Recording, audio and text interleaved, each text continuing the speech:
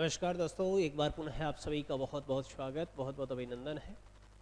दोस्तों, पूर्व की क्लास के अंतर्गत हम परंपरागत इतिहासकारों की बात कर रहे थे और हमने बात कर ली थी गार्सदा आस्से की, ठाकुर शिव सिंह सेंगर की हमने बात की, जॉर्ज अब्राहम ग्रियर्सन की हमने बात कर ली थी, मिश्र बंधुओं की बात कर ली थी, आचार्य रामचंद्र शुक्ल की बात करने के साथ साथ ही डॉक्टर राम कुमार वर्मा और डॉक्टर नगेंद्र की हमने बात कर ली थी। ठीक है, तो आज के सेशन के अंतर्गत, आज की इस क्लास के अंतर्गत हम बात करेंगे, वो करेंगे आचार्य हजारी प्रसाद द्विवेदी की। किसकी बात करेंगे?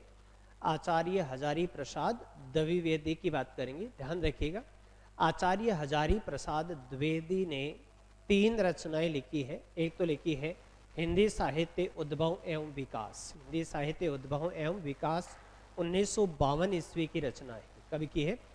हिंदी साहित्य उद्भव एवं विकास 1952 ईस्वी की रचना है।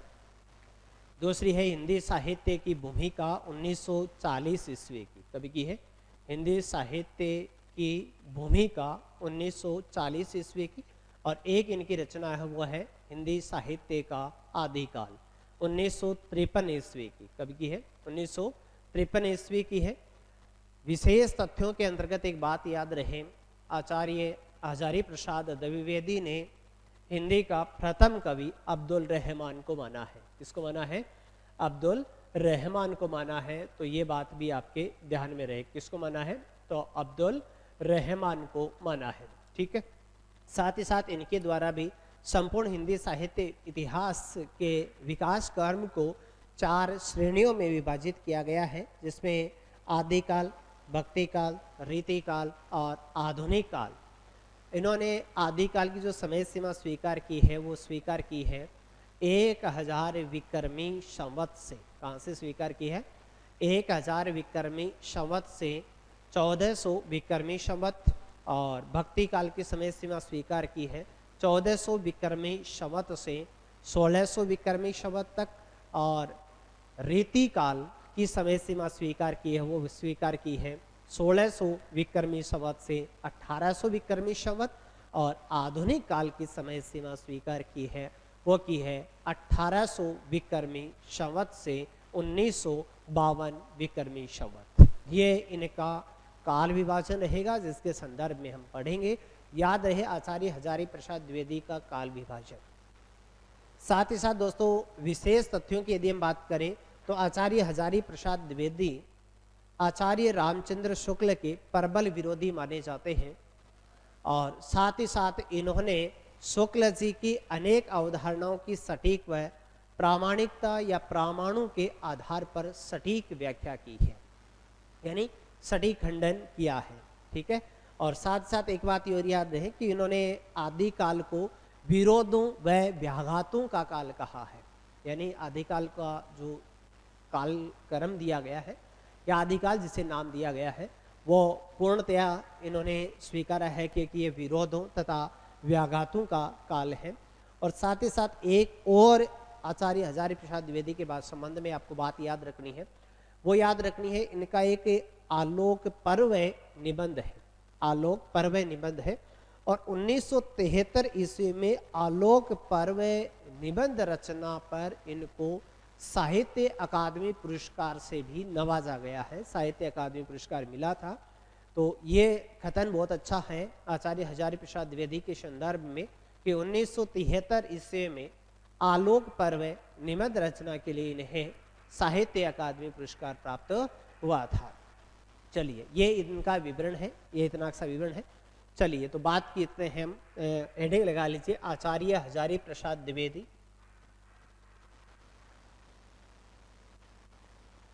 आचार्य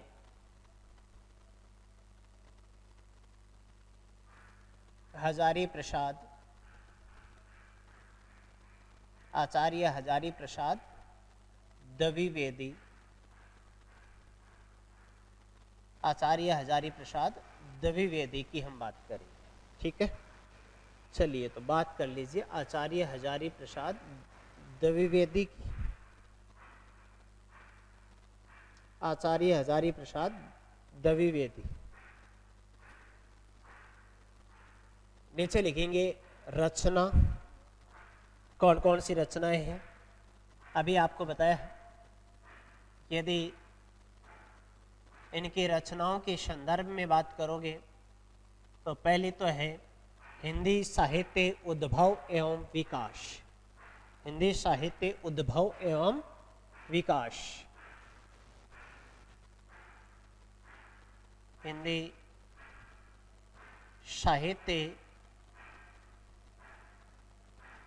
साहित्य उद्भव एवं विकास। हिंदी साहित्य उद्भव एवं विकास। यदि इस रचना की बात करोगे तो इस रचना का रचना काल है 1952 ईस्वी। कब का है? 1952 ईस्वी की ये रचना है।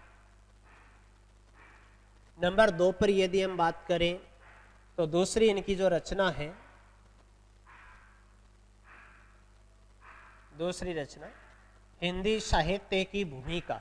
हिंदी साहित्य की भूमिका 1940 ईस्वी। हिंदी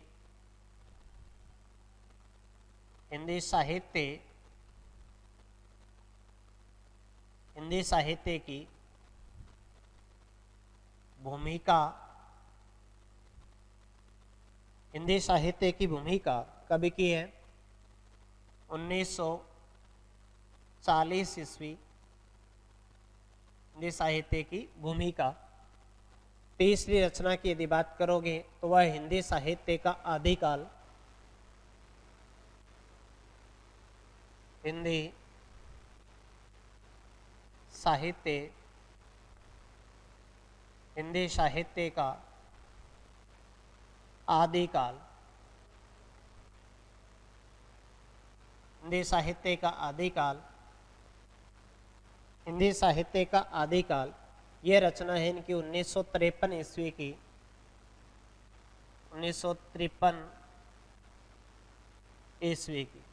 ठीक है, ये ध्यान रहे आपके कि आचार्य हजारी प्रसाद द्विवेदी की 3 रचनाएं हैं आपके पास, और तीनों रचनाओं में पहली रचना आपके पास है हिंदी साहित्य उद्भव एवं विकास, जो कि कब की है? 1952 ईस्वी की है। दूसरी रचना है हिंदी साहित्य की क्या भूमिका। हिंदी साहित्य की भूमिका 1940 ईस्वी है। और हिंदी साहित्य का आदिकाल कब की है? 1953 ईस्वी की है। देखिएगा, नीचे नोट लगा के एक बात लिखेंगे आप, नोट लिखेंगे।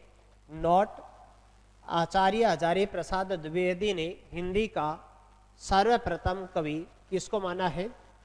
अब्दुल रहमान को माना है। किसको माना है? अब्दुल रहमान को माना है। तो याद रहे, नोट, द्विवेदी ने हिंदी का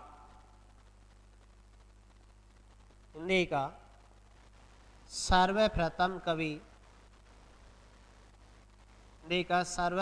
कवि अब्दुल रहमान को माना है।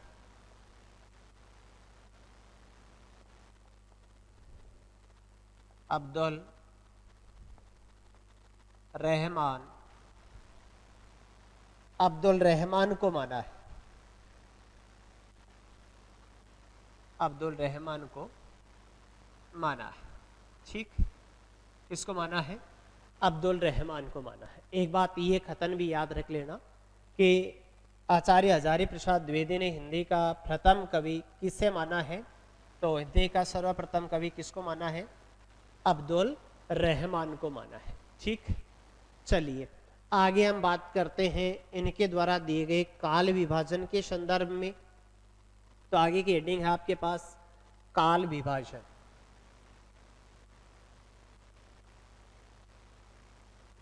काल विभाजन।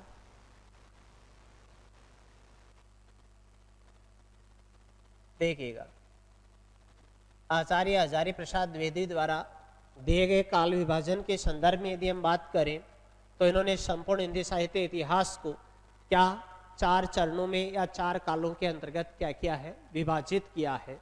तो इनके द्वारा इनके इनके द्वारा इनके द्वारा क्या हिंदी साहित्य के समस्त इतिहास को, इनके द्वारा हिंदी साहित्य के समस्त इतिहास को, के द्वारा हिंदी साहित्य के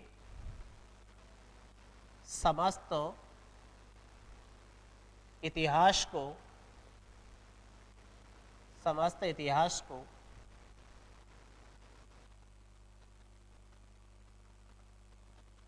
4 चरणों में, कितने 4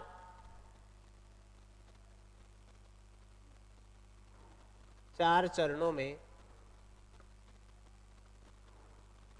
विभक्त किया गया है। 4 चरणों में विभक्त किया गया है।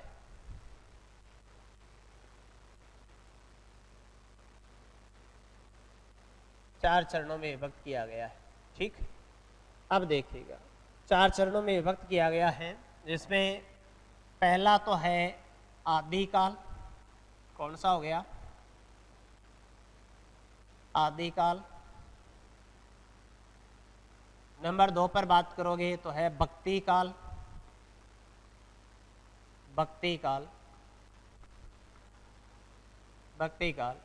नंबर 3 पर यदि हम बात करें तो रीति काल। नंबर 3 रीति काल। और नंबर 4 पर यदि बात करें तो वो नाम दिया इन्होंने क्या? आधुनिक काल। क्या? आधुनिक काल। कोशिश ये है कि आपको साथ साथ में याद हो जाए। आदिकाल, भक्ति काल, रीति काल और क्या?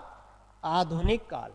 देखिएगा समय सीमा यदि स्वीकार की है तो इन्होंने आदिकाल की समय सीमा स्वीकार की है 1000 विक्रम संवत से। ईस्वी निकालो ना तो 57 माइनस कर देना। 1000 विक्रम संवत से 1400 विक्रम संवत। 1000 से 1400 विक्रम संवत। बहुत आसान सा काल विभाजन है इनका। भक्ति काल की समय सीमा इन्होंने स्वीकार की है 1400 विक्रम संवत से। कब से? 1400 विक्रम संवत से 1600 विक्रम संवत। 1600 विक्रम संवत। और रीति काल की समय सीमा स्वीकार की है 1600 विक्रम संवत से 1800 विक्रम संवत। 1600 विक्रम संवत से कहाँ तक? 1800 विक्रम संवत। और आधुनिक काल को स्वीकार किया है 1800 विक्रम संवत से 1800 विक्रम संवत से 1952 विक्रम संवत। 1952 विक्रम संवत। ये इनके द्वारा दिया गया काल विभाजन है। आदिकाल, भक्ति काल, रीति काल और आधुनिक काल। आधुनिक काल, आदिकाल की समय सीमा 1000 विक्रम संवत से 1400 विक्रम संवत। भक्ति काल 1400 विक्रम संवत से कहाँ तक? 1600 विक्रम संवत तक। रीति काल 1600 विक्रम संवत से 1800 विक्रम संवत। और आधुनिक काल 1800 विक्रम संवत से कहाँ तक? 1952 विक्रम संवत तक। ठीक है, किया जा सकता है। ये आसानी से तैयार, बहुत सरल है, कोई कठिन नहीं है। ठीक है, अरे कर सकते हो ना तैयार? हाँ बिल्कुल किया जा सकता है तैयार। चलिए, ये इनके द्वारा दिया गया काल विभाजन आ गया। चलिए अब आगे हम बात करते हैं आचार्य हजारी प्रसाद द्विवेदी के संदर्भ में विशेष तथ्यों की। देखिएगा आगे हेडिंग लगाओगे विशेष तथ्य। विशेष तथ्य, विशेष तथ्य। यदि विशेष तथ्यों की बात करें तो भी मैंने आपको पूर्व में बताया था। विशेष तथ्यों में नंबर 1, आचार्य हजारी प्रसाद द्विवेदी आचार्य रामचंद्र शुक्ल के प्रबल विरोधी माने जाते हैं। आचार्य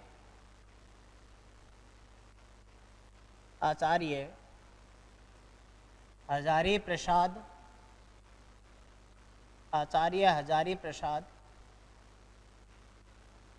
द्विवेदी, आचार्य हजारी प्रसाद द्विवेदी, आचार्य रामचंद्र शुक्ल के, आचार्य रामचंद्र, आचार्य रामचंद्र शुक्ल के, आचार्य रामचंद्र शुक्ल के परबल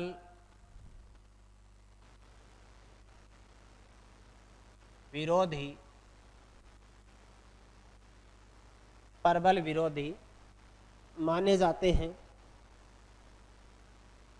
परबल विरोधी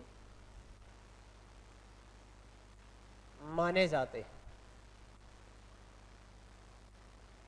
परबल विरोधी माने जाते हैं।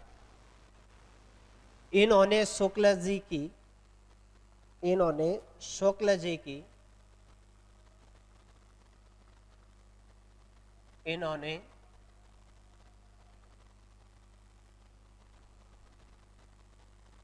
शुक्ल जी की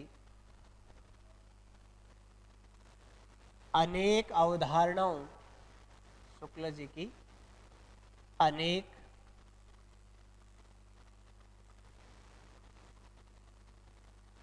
अनेक अवधारणाओं, अनेक अवधारणाओं को सटीक, अनेक अवधारणाओं को सटीक प्रामाणिकता या परमाणु,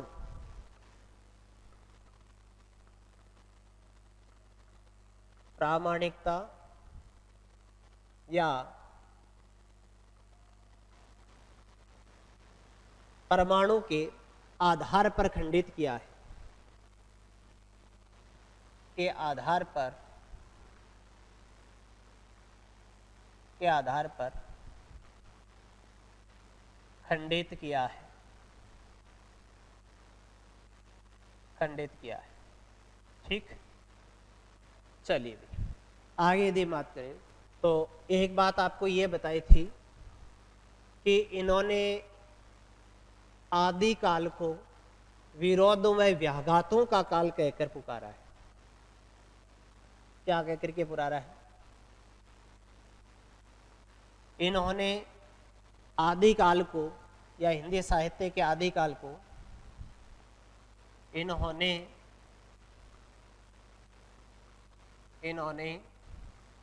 हिंदी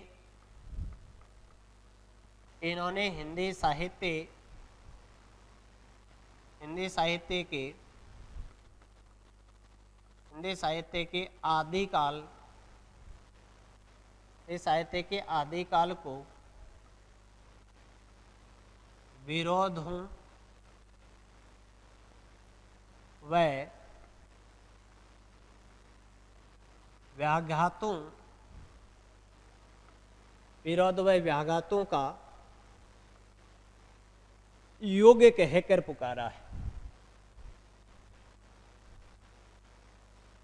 का योग कहकर पुकारा है। ठीक है, और एक ये लिख लेना, बहुत महत्वपूर्ण तथ्य आपको बताया था मैंने कि 1973 ईस्वी में आलोक पर्व निबंध पर इनको साहित्य अकादमी पुरस्कार प्राप्त हुआ था। ठीक है, तीसरा तथ्य है 1973 ईस्वी, कब? 1973 ईस्वी में, 1973 ईस्वी में आलोक पर्व, आलोक पर्व क्या है? आलोक पर्व निबंध, आलोक पर्व निबंध रचना के लिए, रचना के लिए साहित्य अकादमी पुरस्कार, साहित्य अकादमी पुरस्कार, साहित्य अकादमी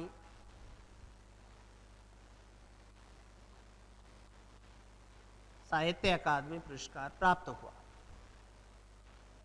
साहित्य अकादमी पुरस्कार प्राप्त हुआ। ठीक, शायद उम्मीद है कि साथ साथ में ही याद हो गया होगा। अरे वाह, नहीं वाह, हो गया। बहुत आसान सी बातें हैं, कोई कठिन बातें नहीं है।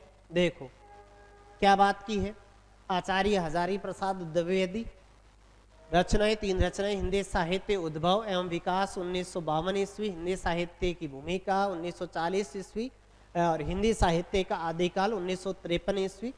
द्विवेदी ने हिंदी का सर्वप्रथम कवि अब्दुल रहमान को माना है। ठीक है, इसके बाद हमने बात की वो की है काल विभाजन की। तो इनके द्वारा भी समस्त इतिहास को 4 चरणों में विभाजित किया गया। आदिकाल, भक्तिकाल, रीतिकाल और आधुनिक काल। आदिकाल 1000 विक्रम संवत से 1400 विक्रम संवत, भक्तिकाल 1400 विक्रम संवत से 1600 विक्रम संवत, रीतिकाल 1600 विक्रम संवत से 1800 विक्रम संवत और आधुनिक काल 1800 विक्रम संवत से 1952 विक्रम संवत। ठीक है, महत्वपूर्ण तथ्यों में 3 तथ्य आपको ध्यान रखने हैं। एक तो आचार्य हजारी प्रसाद आचार्य रामचंद्र शुक्ल के प्रबल विरोधी माने जाते हैं। इन्होंने शुक्ल जी की अनेक अवधारणाओं की क्या सटीक प्रामाणिकता व प्रमाणों के आधार पर खंडित किया है उन्हें, और इन्होंने हिंदी साहित्य के आदिकाल को विरोधों व क्या व्याघातों का युग कहकर के पुकारा है। और एक ये महत्वपूर्ण तथ्य ये आपको ध्यान में रहे कि कब 1973 ईस्वी में आलोक पर्व है, 1973 ईस्वी में आलोक पर्व निबंध रचना के लिए साहित्य अकादमी पुरस्कार इन्हें प्राप्त हुआ था। ठीक है, ये हो गया हमारे कौन, आचार्य हजारी प्रसाद द्विवेदी। ठीक है, द्विवेदी। ओके, चलिएगा, है ना, किया जा सकता है। फिर हम आगे बात करेंगे, वो करेंगे डॉक्टर गणपति चंद्र गुप्त की, जिन्होंने हिंदी साहित्य का वैज्ञानिक इतिहास लिखा था 1965 ईस्वी में। कब लिखा था? हिंदी साहित्य का वैज्ञानिक इतिहास 1965 ईस्वी में इन्होंने लिखा था। याद रहे डॉक्टर गणपति चंद्र गुप्त ने भी संपूर्ण हिंदी साहित्य इतिहास को कितने खंडों में विभाजित किया है? 4 खंडों में विभाजित किया है, जिसमें इन्होंने पहला जो काल है ना, आदिकाल, उसको प्रारंभिक काल नाम दिया है। याद रहे, प्रारंभिक और आरंभिक दोनों। आरंभिक काल की यदि हम बात करेंगे तो आरंभिक काल नाम दिया था, वो दिया था मिश्र बंधुओं ने। किसने दिया था? मिश्र बंधुओं ने दिया था। वेरी गुड, ठीक है। और यदि प्रारंभिक काल की बात करें तो प्रारंभिक काल दिया था, वो दिया था किसने? डॉक्टर गणपति चंद्र गुप्त ने, जिन्होंने हिंदी साहित्य का वैज्ञानिक इतिहास लिखा। कब लिखा? 1965 ईस्वी में। ठीक है, 1965 ईस्वी। तो इन्होंने काल विभाजन इस तरह से किया।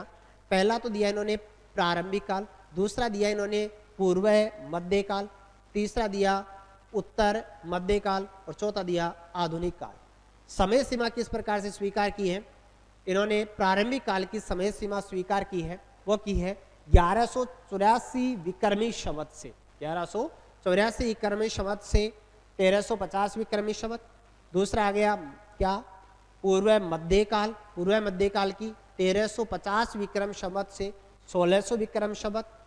तीसरा आ गया उत्तर मध्य काल, और उत्तर मध्य काल की समय सीमा कहां से स्वीकार की?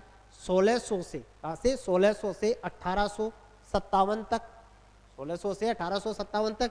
और आधुनिक काल की समय सीमा स्वीकार की 1857 विक्रमी संवत से कहां तक? अब तक। ठीक है, साथ ही साथ याद रहे कि इन्होंने हिंदी का सर्वप्रथम कवि यानी प्रथम कवि किसे माना है? तो जैन कवि शालिभद्र सूरी को। इसको जैन कवि शालिभद्र सूरी को इन्होंने हिंदी का प्रथम कवि माना है। ठीक है, आचार्य हजारी प्रसाद द्विवेदी ने किसको माना है? अब्दुल रहमान को माना है। और डॉक्टर गणपति चंद्र गुप्त ने जैन कवि शालिभद्र सूरी को हिंदी का प्रथम कवि माना है। साथ ही साथ इन्होंने संपूर्ण हिंदी साहित्य इतिहास को 3 श्रेणियों में विभाजित भी किया है।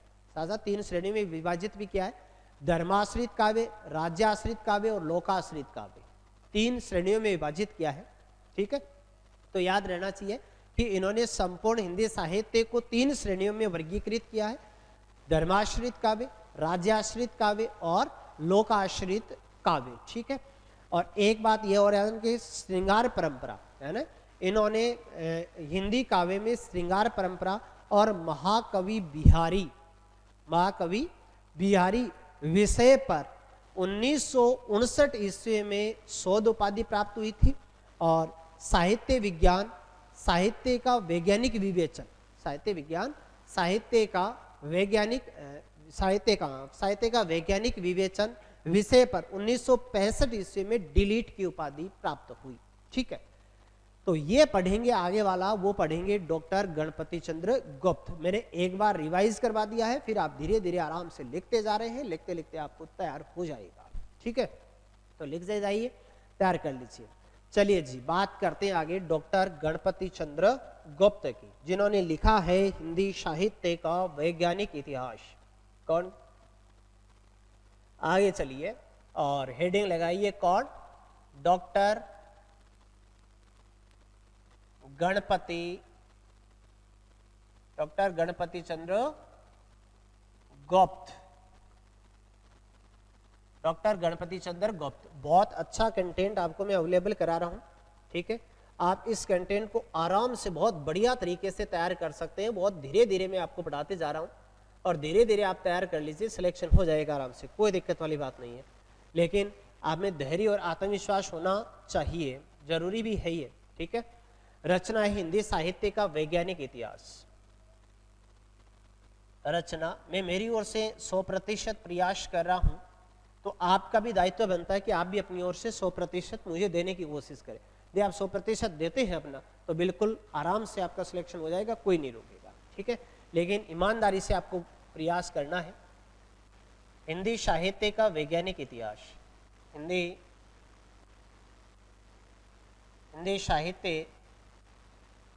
साहित्य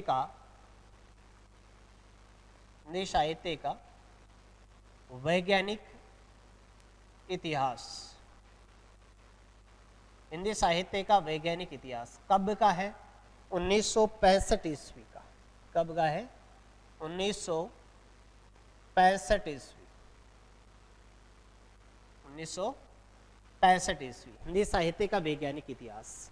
अब देखिएगा, हम बात करेंगे इनके काल विभाजन की। ठीक है, तो काल विभाजन की भी यदि बात करोगे आप, काल विभाजन, तो इनके द्वारा भी संपूर्ण हिंदी साहित्य इतिहास को कितने भागों में विभाजित किया गया? हाँ, शाबाश। कितने भागों में? 4 भागों में। कितने भागों में? 4 भागों में। तो इनके द्वारा भी संपूर्ण हिंदी साहित्य, इनके द्वारा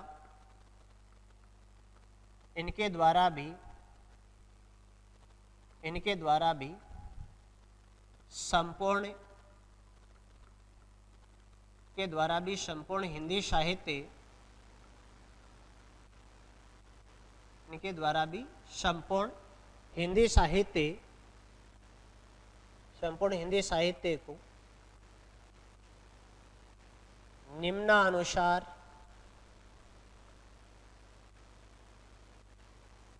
निम्नानुसार 4 खंडों में विभक्त किया गया। निम्नानुसार 4 खंडों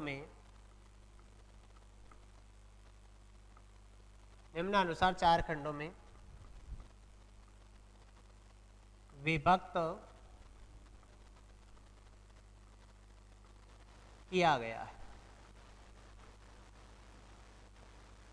ठीक है, निम्नानुसार 4 खंडों में विभक्त किया गया है। चलिए भाई, नंबर 1, ये याद रहे नाम, कौन सा? प्रारंभिक काल। कौन सा है? प्रारंभिक काल।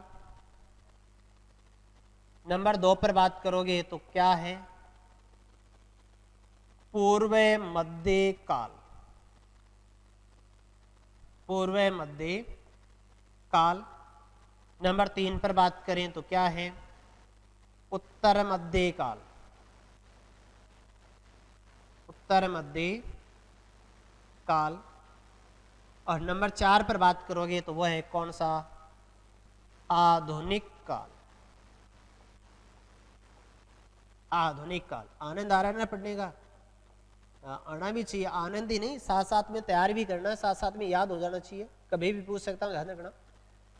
चलिए, काल विभाजन की यदि बात करोगे तो समय सीमा की बात कीजिए 1184 विक्रमी संवत, 1184 विक्रमी संवत, 1184 विक्रमी संवत से कहां तक 1350 विक्रमी संवत,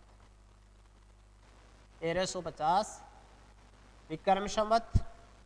और नंबर 2 पूर्व मध्यकाल, तो 1350 विक्रम संवत से 1350 विक्रम संवत, 1350 विक्रम संवत से कहां तक 1600 विक्रम संवत, 1600 विक्रम संवत, ठीक है। और उत्तर मध्यकाल के लिए 1600 विक्रम संवत से कहां तक 1857 विक्रम संवत, हाँ बिल्कुल, कहां तक 1600, याद तो हो रहा है तुम्हें, 1600 विक्रम संवत से कहां तक 1857 विक्रम संवत, ठीक है। और आधुनिक काल की यदि बात करोगे तो कब 1857 विक्रम संवत से अब तक, ये इनका काल विभाजन है। ओके, याद रख लेना, ये काल विभाजन याद भी हो गया होगा कि प्रारंभिक काल, पूर्व मध्यकाल, उत्तर मध्यकाल और आधुनिक काल, ठीक है। प्रारंभिक काल 1184 विक्रम संवत से 1350 विक्रम संवत, और पूर्व मध्यकाल 1350 विक्रम संवत से 1600 विक्रम संवत, और उत्तर मध्यकाल 1600 विक्रम संवत से 1857 विक्रम संवत, और आधुनिक काल 1857 विक्रम संवत से कहां तक अब तक, ठीक है। चलिए बढ़िया बढ़िया, आराम से पढ़ा रहा हूं, आराम से तैयार करते जाना, धीरे धीरे धीरे धीरे धीरे धीरे। देखो किसी चीज को धीरे धीरे तैयार करोगे बहुत बढ़िया तरीके से तैयार हो जाएगी और अच्छे प्रकार से आप तैयार कर सकते हैं, ठीक है। चलिए बात करते हैं विशेष तथ्यों की, ठीक है। विशेष तथ्य हेडिंग लगाइए, विशेष तथ्य, विशेष तथ्य। यदि विशेष तथ्यों की बात करोगे तो पहला तथ्य है, इन्होंने जैन कवि शालिभद्र सूरी को हिंदी का प्रथम कवि माना है। इन्होंने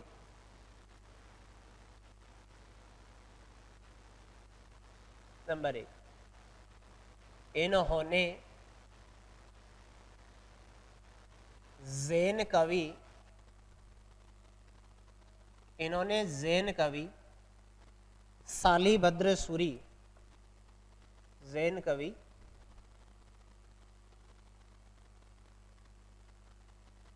शालिभद्र सूरी,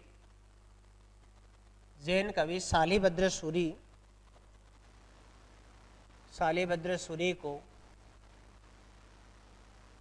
शालिभद्र सूरी को हिंदी का प्रथम कवि माना है, हिंदी का प्रथम कवि माना है, ठीक है। हिंदी का प्रथम कवि माना है, पहली बात। चलिए दूसरे कथन की बात करते हैं।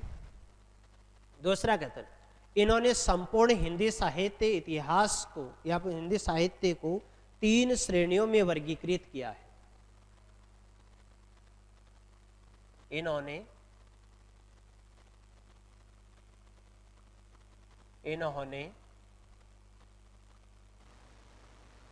संपूर्ण हिंदी साहित्य, इन्होंने संपूर्ण हिंदी साहित्य को 3 श्रेणियों में, 3 श्रेणियों में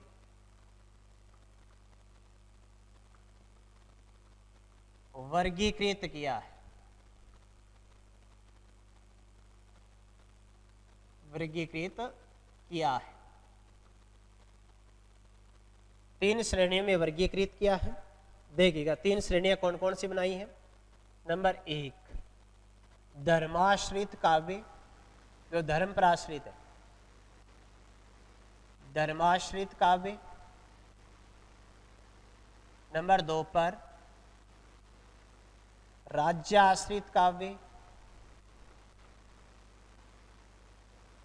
राज्य आश्रित काव्य। और नंबर 3 पर यदि बात करोगे तो वो क्या है, लोकाश्रित काव्य, लोकाश्रित काव्य। ओके, धर्माश्रित, राज्याश्रित और क्या, लोकाश्रित काव्य। और साथ ही साथ हिंदी काव्य, क्या बात बताई थी कि हिंदी काव्य में श्रृंगार परंपरा,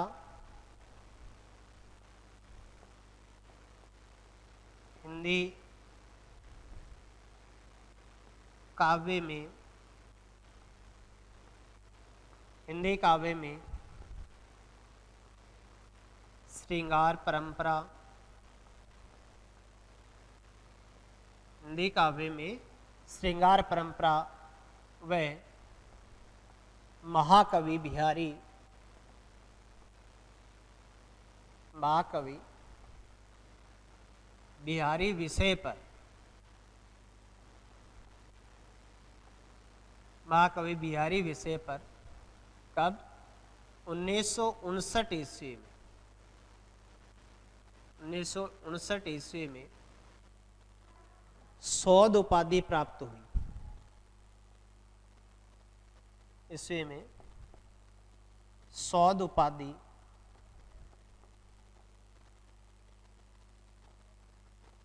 प्राप्त हुई,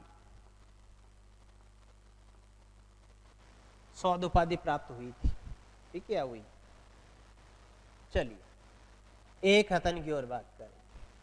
एक और बताया था हिंदी साहित्य और साहित्य का क्या, वैज्ञानिक विवेचन। क्या, नंबर 4 साहित्य विज्ञान, साहित्य विज्ञान, साहित्य का, साहित्य का वैज्ञानिक विवेचन, साहित्य का वैज्ञानिक विवेचन विषय पर, इस पर विषय पर इनको 1965 ईस्वी में डिलीट की उपाधि, साहित्य विज्ञान व साहित्य का वैज्ञानिक विवेचन विषय पर इनको 1965 ईस्वी में, 1965 ईस्वी में डिलीट की उपाधि, डिलीट की उपाधि प्राप्त हुई। डिलीट की उपाधि प्राप्त हुई, डिलीट की उपाधि प्राप्त हुई थी। ठीक है, तो ये बात हो गई किसकी, डॉक्टर गणपति चंद्र गुप्त की। दोनों का एक बार रिवाइज करवा देता हूं मैं, देखिएगा आपने क्या क्या पढ़ा है। चलिए आज के सेशन के अंतर्गत हमने पढ़ा है आचार्य हजारी प्रसाद द्विवेदी, रचना हिंदी साहित्य उद्भव में विकास 1952 ईस्वी, हिंदी साहित्य की भूमिका 1940 ईस्वी, हिंदी साहित्य का आदिकाल 1953 ईस्वी। द्विवेदी जी ने हिंदी का प्रथम कवि अब्दुल रहमान को माना है। काल विभाजन इनके द्वारा 4 श्रेणी में, आदिकाल, भक्तिकाल, रीतिकाल और क्या, आधुनिक काल।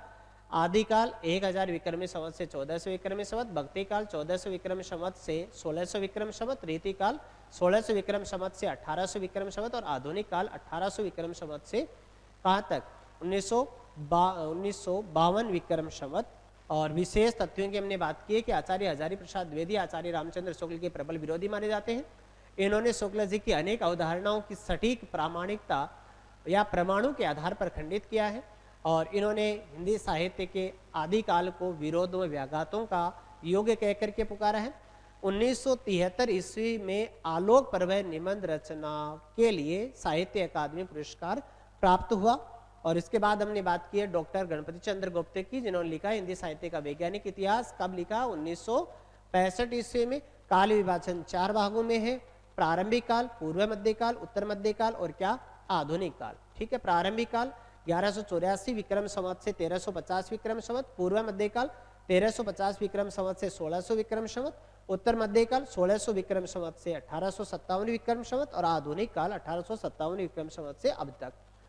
और ये 4 विशेष तथ्यों की बात की है। इन्होंने जैन कवि शालिभद्र सूरी को हिंदी का प्रथम कवि माना है। इन्होंने संपूर्ण हिंदी साहित्य को 3 श्रेणियों में वर्गीकृत किया है, धर्माश्रित काव्य, राज्याश्रित काव्य और लोकाश्रित काव्य। और हिंदी काव्य में श्रृंगार परंपरा व महाकवि बिहारी विषय पर 1959 ईस्वी में क्या शोध उपाधि प्राप्त हुई। साहित्य विज्ञान साहित्य का वैज्ञानिक विवेचन विषय पर 1965 ईस्वी में डीलिट की उपाधि प्राप्त हुई। ठीक है, तो ये हमारी बात हुई, वो हुई किसके संदर्भ में? आचार्य हजारी प्रसाद द्विवेदी के संबंध में और डॉक्टर गणपति चंद्र गुप्त के संदर्भ में। ठीक है, ये 2 हमने पढ़ ली है, आगे के हम अगली क्लास के अंतर्गत पढ़ेंगे। ओके, थैंक यू, धन्यवाद।